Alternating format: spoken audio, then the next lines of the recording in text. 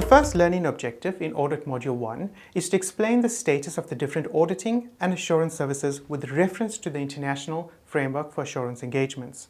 So there are a few things you need to know in order to satisfy this learning objective. That is, what are the different services that assurance practitioners perform in terms of the International Assurance Framework? What are the relevant standards used to perform those services? What are the levels of assurance that each service provides? And finally, who issues the different standards and how do they all fit together? We are going to satisfy this learning objective by imagining the basic structure of a house. All houses have roofs. In terms of our House of Pronouncements, the roof would be the IESBA Code of Ethics for Professional Accountants. The roof covers the entire house. Similarly, the code is an overarching standard that applies to all professional accountants. In Australia, the equivalent of the IESBA code is the APES 110 Code of Ethics. This is issued by the Accounting Professional and Ethics Standards Board, or APES-B. The rest of our House of Pronouncements relate to standards issued by the International Auditing and Assurance Standards Board, or the IAASB. Every house needs to be built on a strong foundation. The foundation holds up the rest of the house and ensures the integrity of the house structure. Similarly, in our analogy, the foundation would need to be the International Standards on Quality Control, or ISQC1. This standard is issued by the IASB and is applicable to all services covered by assurance practitioners. So no matter which room you find yourself in, the code, which is the roof, as well as ISQC1, which is the foundation, will always be applicable. Now let's add the ceiling of our house structure. The ceiling would be the International Framework for Assurance Engagements.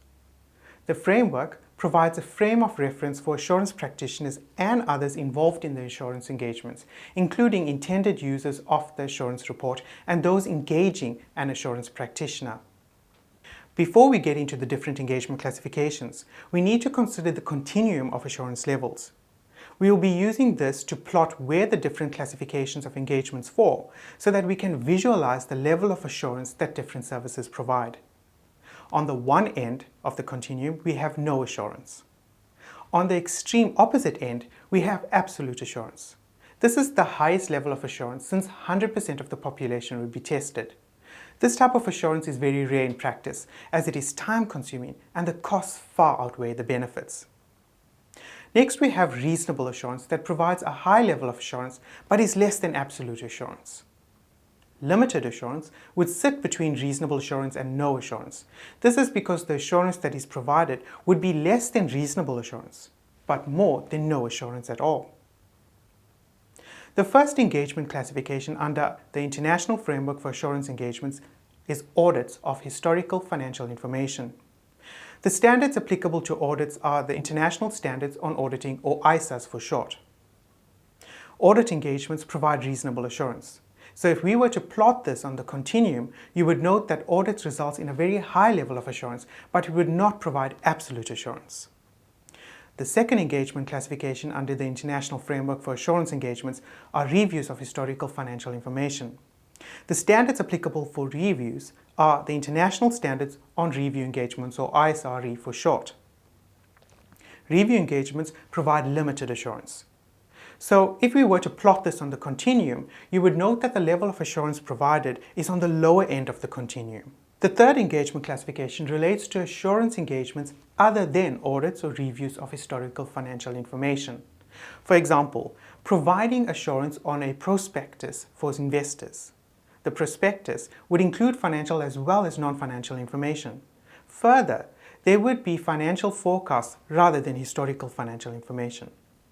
The standards applicable for these engagements are International Standards on Assurance Engagements, or ISAEs for short. Assurance engagements conducted under ISAE 3000 can either provide reasonable assurance or limited assurance. The fourth engagement classification is related services. Examples of related services include consulting, tax advice, or financial statement compilation. The standards applicable to related service engagements are the International Standards on Related Services, or ISRS for short. Related service engagements are not assurance engagements. This means that no opinion is provided over the subject matter. It should be noted that related services are not included as one of the engagements under the International Framework for Assurance Engagements. To recap, we used the analogy of a house to identify the different standards and pronouncements that apply to assurance practitioners. We also identified different classifications of engagements, which standards are applicable to each engagement, and the level of assurance provided by the different engagement classifications.